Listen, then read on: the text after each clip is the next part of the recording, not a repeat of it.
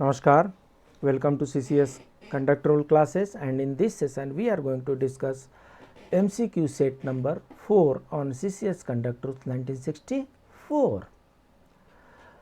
So question number 1, which rule of CCS Conduct Rule 1964 speaks about government servant subletting of government accommodation?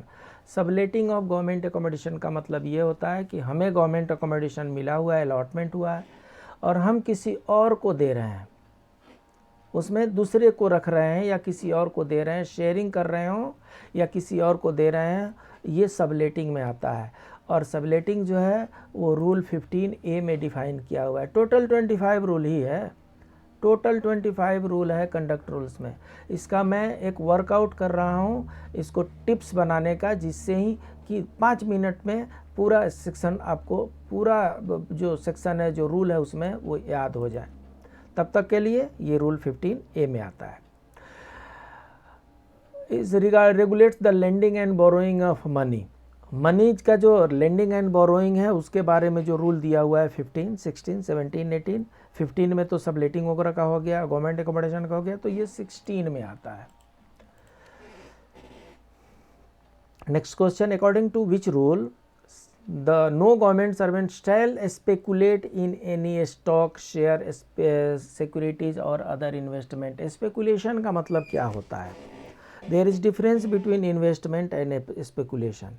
Investment एक सोची समझी रणनीति की तरह, उसमें कुछ लगता है कि हम इसमें साल भर, 2 साल, 5 साल इसमें रखेंगे तो मेरा कुछ इसमें बेनिफिट, मेरा इसमें कुछ में गेन बढ़ेगा। तो अगर उसमें लगता है कि हमारा इसमें गेन होगा तो उसको हम इन्वेस्टमेंट करते हैं। स्पेकुलेशन क्या होता है? ये गवर्नमेंट रूल आ रहा है, वो चीज़ घट रहा है, वो चीज़ बढ़ रहा है और उस पर सुबह में लगाइए शाम तक बढ़ जाएगा, इसको स्पेकुलेशन कहते हैं। 1-2 दिन में ये डबल ट्रिपल हो जाएगा, इसको स्पेकुलेशन कहते हैं। कुछ भी 1-2 दिन में डबल ट्रिपल नहीं होता, अगर होता है तो स्पेकुलेशन होता है। तो स्पेकुलेशन में सुबह से लेकर शाम तक उसमें लगे रहने की ज़रूरत पड़ती है। जब सुबह से लेकर शाम तक लगे रहेंगे तो ड्यूटी कैसे करेंगे महाराज?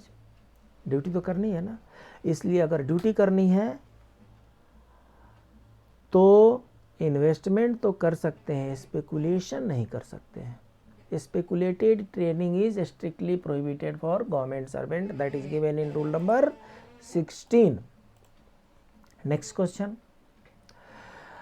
which rule of CCS Conduct Rule 1964 speaks about insolvency and habitual indebtedness? तो अब अगर सारा स्पेकुलेशन में लगा दिए 16 में, तो 17 में तो ऐसे ही इंसॉल्वेंसी में चले जाएंगे।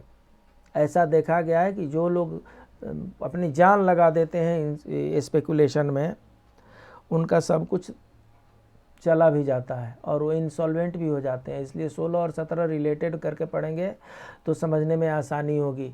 16 में अगर आपने स्पेकुलेशन किया है तो 17 में इंसॉल्वेंसी के रास्ते खुल सकते हैं, और इंसॉल्वेंट होंगे तो हैबिचुअल इंडेप्टनेस तो अपने आप ही आ जाएगा। तो ऐसा करने से बचना है। Which rule of CCS Conduct Rule speaks about a government servant possessing movable, immovable and valuable property? तो इसका तो अभी हमने 31 जनवरी को